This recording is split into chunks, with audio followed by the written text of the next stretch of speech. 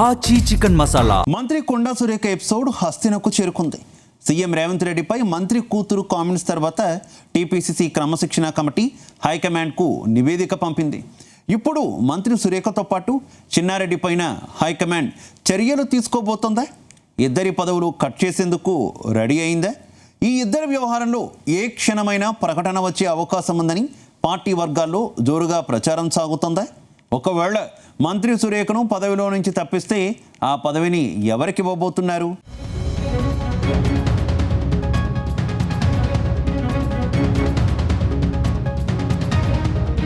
మంత్రి కొండా సురేఖకు టీపీసీసీ క్రమశిక్షణ committee big shock ఇచ్చింది. మంత్రి కొండా సురేఖతో పాటు చిన్నారెడ్డిని పదవుల నుంచి తప్పించాలని పార్టీ పెద్దలకు క్రమశిక్షణ కమిటీ నివేదిక అందజేసింది. వీరిద్దరి వ్యవహారాలపై టీపీసీసీ క్రమశిక్షణ చర్యల committee chairman Mallu Ravi, vice chairman A Shyam Mohan సంబంధిత నేతలు ఇచ్చిన వివరణలు, వీడియో ఆధారాలను క్షుణ్ణంగా పరిశీలించిన అనంతరం నివేదికను టీపీసీసీ అధ్యక్షుడు మహేష్ కుమార్ గౌడ్కు అందజేశారు.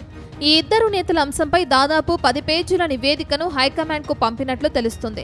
ఇందులో కొండా సురేఖ వ్యవహారంపై 6 పేజీల నివేదిక, చిన్నారెడ్డి వ్యవహారంపై 4 పేజీల లేఖను పార్టీ ఇన్ఛార్జ్ మీనాక్షి నటరాజన్కు అందజేయడంతో ఈ ఇద్దరిపై ఏ క్షణమైనా చర్యలుండే అవకాశం ఉందని పార్టీ వర్గాల్లో టాక్ వినిపిస్తుంది.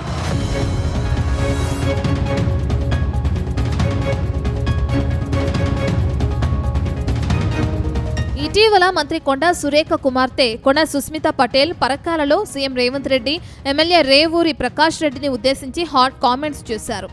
ఈ ఘాటైన వ్యాఖ్యలు పార్టీ క్రమశిక్షణను ఉల్లంఘించేలా ఉన్నాయని క్రమశిక్షణ కమిటీ ప్రాథమికంగా గుర్తించింది. తన కుమార్తె వ్యాఖ్యలతో తనకు సంబంధం లేదని, అవి ఆమె వ్యక్తిగత అభిప్రాయాలని సురేఖ ఇచ్చిన లిఖితపూర్వక వివరణను కమిటీ పరిశీలించినప్పటికీ పార్టీకి, ప్రభుత్వ ప్రతిష్టకు నష్టం కలిగించేలా ఉన్న ఆ వ్యాఖ్యలను మంత్రి బహిరంగంగా ఎందుకు ఖండించలేదన్న అంశాన్ని నివేదికలో ప్రధానంగా ప్రస్తావించినట్లు సమాచారం.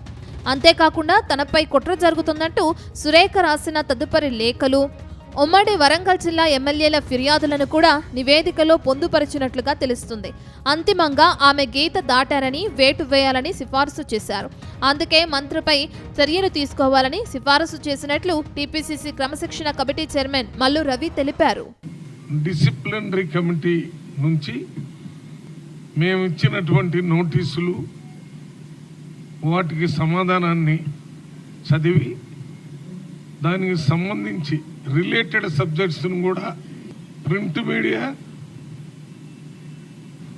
ఎలక్ట్రానిక్ మీడియా అంటే కంప్యూటర్లో వారు ఏం మాట్లాడారు అనేది, పేపర్లో ఏం వచ్చారనేది, ఇప్పుడు జరిగినటువంటి ఈ ఇన్సిడెంట్తో పాటు దీనికి రిలేటెడ్ ఇన్సిడెంట్స్ వాటన్నిటిని స్టడీ చేసి ఒక సమగ్రమైన రిపోర్టుని పిసిసి ప్రెసిడెంట్ గారికి ఇవ్వటం జరిగింది. మరోవైపు వనపర్తి నియోజకవర్గంలో స్థానిక ఎమ్మెల్యే తూడి మేఘారెడ్డిపై బహిరంగంగా అనుచిత విమర్శలు చేశారనే ఆరోపణలపై మాజీ మంత్రి జి చిన్నారెడ్డి ఇచ్చిన వివరణను కూడా కమిటీ పరిశీలించింది. చిన్నారెడ్డి సమర్పించిన వివరణకు ఎమ్మెల్యే మేఘారెడ్డి కమిటీకి అందజేసిన పెన్ డ్రైవ్ దృశ్యాలు, ఫిర్యాదుకు మధ్య స్పష్టమైన తేడాలున్నట్లు గుర్తించారు. పార్టీ పదవుల్లో ఉంటూ సొంత పార్టీ ఎమ్మెల్యేలపై బహిరంగంగా విమర్శలు చేయడం క్యాడర్లో అయోమయానికి కారణమవుతుందని, భవిష్యత్తులో ఇలాంటివి పునరావృతం కాకుండా హెచ్చరించడంతో పాటు పదవి నుంచి తప్పించాలని సిఫారసు చేసినట్లుగా తెలుస్తుంది. ఈ నేపథ్యంలోనే టీపీసీసీ అధ్యక్షుడు మహేష్ కుమార్ గౌడ్ ఈ నివేదికను ఏఐసీసీ రాష్ట్ర వ్యవహారాల ఇన్ఛార్జ్, కాంగ్రెస్ జాతీయ నాయకత్వానికి పంపించారు. సీఎం రేవంత్ రెడ్డి సైతం ఈ వివాదం పూర్తిగా పార్టీ అంతర్గత వ్యవహారమని, క్రమశిక్షణ కమిటీ నివేదిక ఆధారంగా హైకమాండ్ తీసుకునే తుది నిర్ణయానికి తమంతా కట్టుబడి ఉంటామని స్పష్టం చేశారు. కొండా సురేఖ సీనియర్ బీసీ మహిళా నాయకురాలు కావడంతో అధిష్టానం ఎలాంటి దిశానిర్దేశం చేస్తుందనేది ఆసక్తికరంగా మారింది.